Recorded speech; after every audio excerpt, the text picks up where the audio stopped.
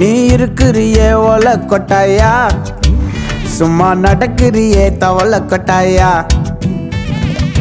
மஜாவாயி நிக்கிறியே பஞ்சு மிட்டாயா. அவர் வேலை உசுரா வச்சிருக்கேன், அது அவராண்ட கொஞ்சம் எடுத்து சொல்லுங்க. சோஜாவா படுத்துக்குவேன் ஓமடியில சாஞ்சு, சும்மா வாட்டமா இருக்கிறிய வாட்டர் பாக்கெட் மூஞ்சி. நீ ஏன் எப்ப பாரு மொட்டை தலையாவே இருக்க? ஸ்டைல் என் மனசு ஒசுப்புறியே நீ மீன போல ஆஞ்சி.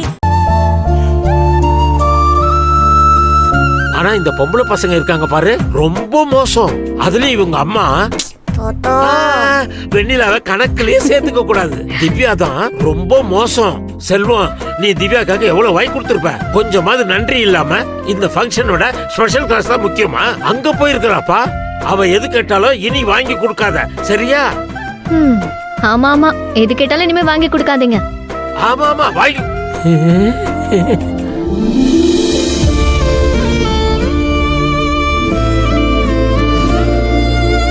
நீ எப்ப வந்த? நானும் கதிரனாவும் அப்பவே வந்துட்டோம். நீங்க தான்ப்பா லேட்டு. ஆமா, ஸ்பெஷல் கிளாஸ் போகணும்னு சொன்னியே. இதான் அந்த ஸ்பெஷல் கிளாஸ். என்னப்பா நீங்க? அண்ணனும் அண்ணியும் தண்ணி கொடுத்துனா வந்திருக்காங்க, புதுசா பால் காய்ச்சுறாங்க. அவங்கள பார்க்க வர்றதுதானே எனக்கு ஸ்பெஷலே. இதை விட எனக்கு என்ன ஸ்பெஷல் கிளாஸ் இருக்கு? ஏப்பா, இன்னைக்காவது நீங்க பொறுப்பா கிளம்ப மாட்டீங்களா? இவ்ளோ லேட்டா வரீங்க. நீங்க ரெண்டு பேரும் ஈஸியா வந்துட்டீங்க, நாங்க இங்க வர்றதுக்குள்ள நாக்கு தள்ளி போச்சு. என் பேத்தி தான் என்னென்னமோ சொல்லி சமாளிச்சு என்னை இங்க கூட்டிட்டு வந்தா.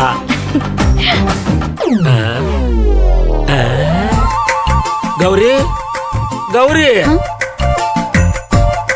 என்ன மாமா? கௌரி, அம்மா இருக்காங்களா? திடீர்னு ஏன் அத்தையை கூப்பிடுறீங்க? இல்லம்மா, இவங்கள மாதிரி கௌரியும் எங்கேயாவது ஒளிஞ்சிருக்காளான்னு பார்த்தேன். ஓ தாத்தா, பாட்டி தான் வர மாட்டாங்களே, அப்புறம் எதுக்கு சும்மா குழப்பிட்டு இருக்கீங்க? முதல்ல வீடு நல்லா இருக்கான்னு பார்த்து சொல்லுங்க.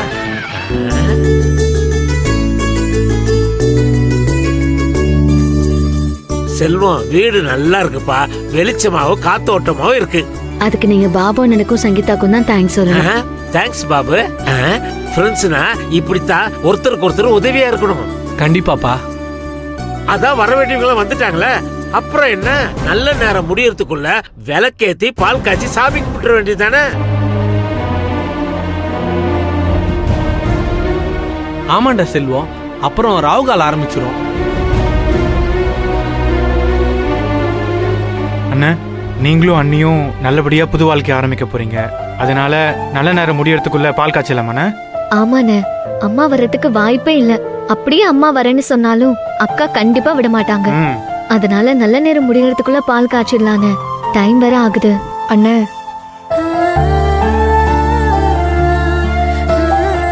நான் சொல்றேன்னு தப்பா நினைச்சுக்காதீங்க. என்னதான் அம்மா கோவமா இருந்தாலும் அவங்களோட பிளெஸிங்ஸ் இல்லாமையா போயிட போகுது. இன்னைக்கு இல்லாட்டியும் கோவம் தணிஞ்சதுக்கு அப்புறம் எப்படியும் இங்க வரதானே போறாங்க.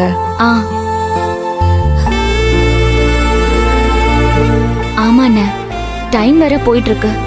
நல்ல நேரம் முடிஞ்சதுன்னா அப்புறம் ராகு காலத்துல தான் பால் காய்ச்ச வேண்டியிருக்கும். உங்க எல்லாரோட அக்கறையும் எனக்கு நல்லாவே புரியுது. நான் எதிர்த்து பேசுறேன்னு நினைக்க வேண்டாம், என் நம்பிக்கையில பேசுறேன். இவங்க எல்லாரும் வந்த மாதிரி என் அம்மா வந்துருவாங்கன்னு நம்பிக்கை எனக்கு இருக்கு. அம்மாக்காக காத்துட்டு இருப்போம். அதுக்கப்புறம் விளக்கேத்தி பால் காய்ச்சுவோம்.